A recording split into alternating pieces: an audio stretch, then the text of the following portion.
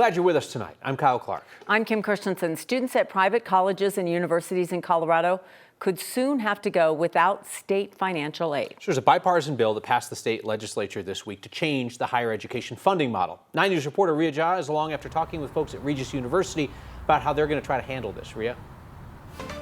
Yeah, for some students, this isn't just extra help. It's what makes college possible. And I spoke with students at Regis University who are scared they're not going to be able to afford to go to school without this aid. Office of Financial Aid, this is Zoe. How can I help you? Every call starts the same way. Ah, gotcha. But more and more of these are ending with uncertainty. What kind of questions did you have for me, Chris? Zoe Josephic is a rising senior at Regis University. She works the front desk at the financial aid office. I answer phones, I greet students, and then I answer emails as well. Got the opportunity to work here as a Colorado Work Study student in the financial aid office. I honestly don't know where I would have ended up if I didn't come here. I was like, wait, this is actually kind of reasonable, and I can actually go to school and pursue my dreams. But now that financial aid could soon be gone. With 51 aye votes, 13 no votes, and 1 excused, House Bill 1345 is adopted.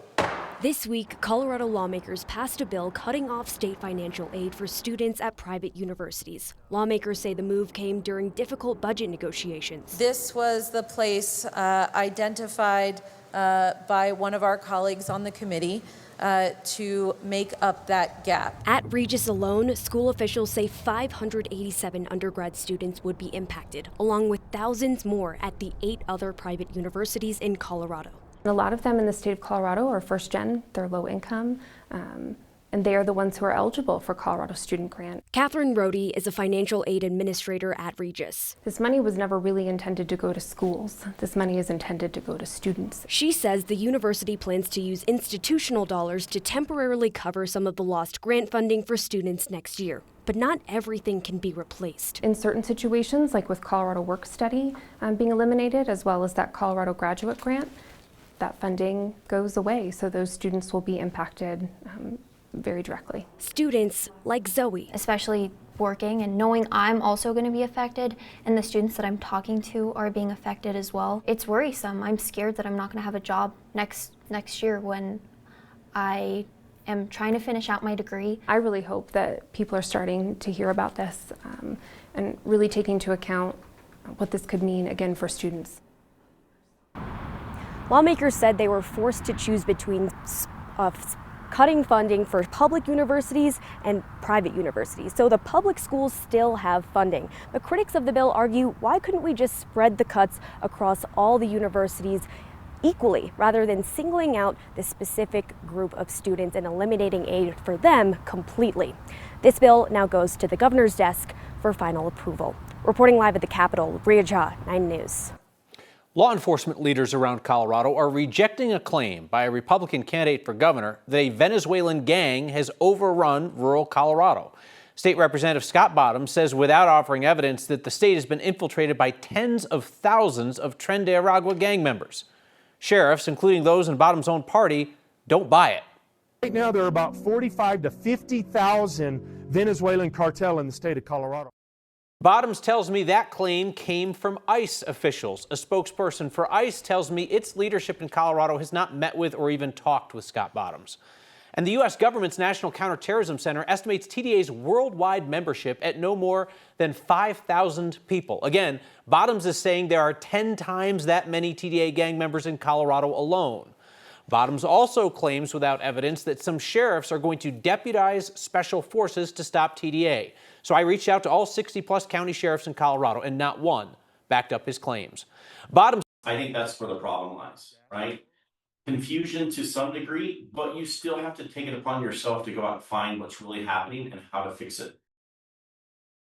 That was Teller County Sheriff Jason Mikesell, a Republican, who says he does not buy into Bottoms' claims and thinks that it's an attempt to get attention on his run for governor. Bottoms faces State Senator Barb Kirkmeyer and Ministry Leader Victor Marks in the Republican gubernatorial primary next month. Here's a live look outside. Another warm day out there. Tomorrow, more of the same.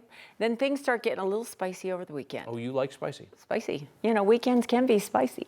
9 News senior meteorologist Chris Bianchi is here with a look at the forecast. Hey, I like spicy too. You know what? Spicy Heat it up equals as hot as you can get, but not hot in temperatures. exactly. And spicy means that we'll be getting some beneficial rain this weekend and early next week. We want that. That's some good news. We did see some notable improvements in the drought monitor this week, week over week compared to last week because of last week's snowstorm. We saw in northeastern Colorado a reduction in drought. So some good news there, but we've got a long ways to go. Needed probably another 7 or 8 inches of precipitation between now and the end of August in the Denver area to really get out of that drought. May get a ½ inch to 1 inch of rain this weekend. Right now, things pretty quiet. However, southeast side of Denver, we are seeing actually here a few gusty showers, and these are producing some localized 40 to 45 mile an hour winds. Saw right near Buckley Space Force Base a 40 mile an hour wind gusts just within the last hour, and that's because of some of these virga, dry microbursts, right? It's raining. You can see that here on the radar, but that rain is evaporating before it hits the ground. Otherwise, the main story, those temperatures still mild, 60s, 70s eastern plains, 50s, 60s in the mountains, and temperatures mostly in the upper 70s still at this hour, and we'll cool down, but then we warm right back up again tomorrow. One more warm day to go tomorrow with the high temperature that'll be right near 85 degrees, but then we get some stronger storms in the picture this weekend, and then next week looking wet with the potential for some more drought denting rain. I'll tell you about that in a couple minutes. The man charged with starting a 5-alarm fire at an apartment complex under construction in Denver has been found incompetent to stand trial. 38-year-old Tony Becerra was arrested in connection with that fire January 2nd on Leetsdale Drive. He's now charged with burglary and arson. That massive fire took days to extinguish. Police say they were able to track him to and from the fire scene using surveillance video. His next court hearing is scheduled for mid-July. A fire this week forced a beloved Italian restaurant to close in Denver. And tonight, the owner isn't facing it alone. 9 News reporter Colton Chavez is live at Persini on Tennyson Street in Denver's Berkeley neighborhood with more on that. Colton? Yeah, Kim, the owner, Christine Parisi, tells me that she doesn't know how long this close sign is going to sit up in her window. But the one thing she does know tonight is that this community is going to be with her every step of the way.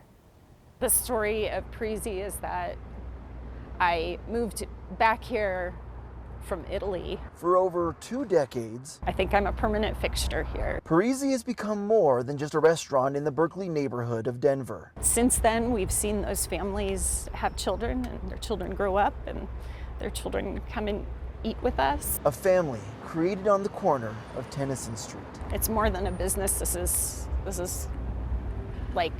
my heart, and my heart is broken. Christine Parisi realized that's what happens when something you love is damaged. It just looks like we went through a flood or something.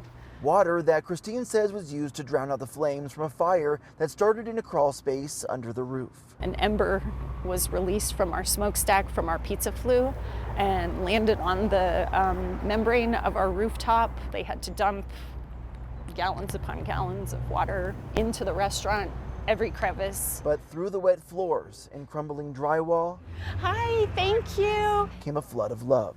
Outpouring from friends and family and people that have worked on this place over the years. It's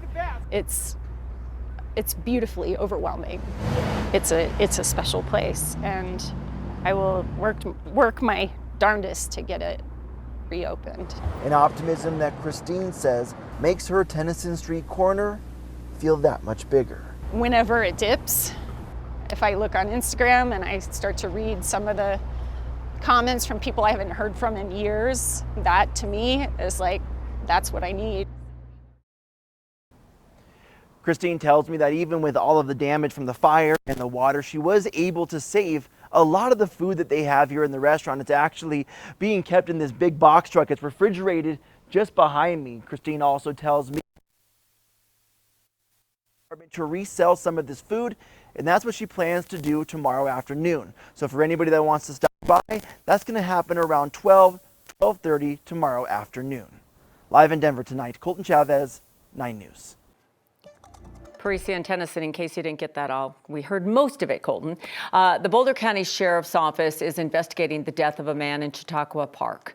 They say their communications center received a crash detection alert from an Apple device about 11:30 this morning that originated from the park. First responders went there, didn't find anything. Not long after, an off-duty member for the Rocky Mountain Rescue Group found a man dead in a gully about halfway up the second Flatiron. Investigators believe he may have been solo scrambling because they didn't find a rope or climbing equipment. His name has not yet been released. Leaders in the city of Denver are considering a major lobbying overhaul after some high-profile influence cases went largely unreported. When the flavored tobacco ban came before City Council twice, City Council member Jamie Torres says that lobbyists from both sides were very active at City Hall, and none of that was publicly reported. She says there was a similar transparency gap with the flock safety cameras and the license plate reading company. Torres is now working with the city clerk's office on legislation that would require lobbyists to disclose who they meet with, which clients they represent, and how much they're paid to do so, something the current law does not require. We just need to know about it when it happens. I think that's the biggest underlying factor here. It's not that it's happening, but that we want to be really transparent about it when it does.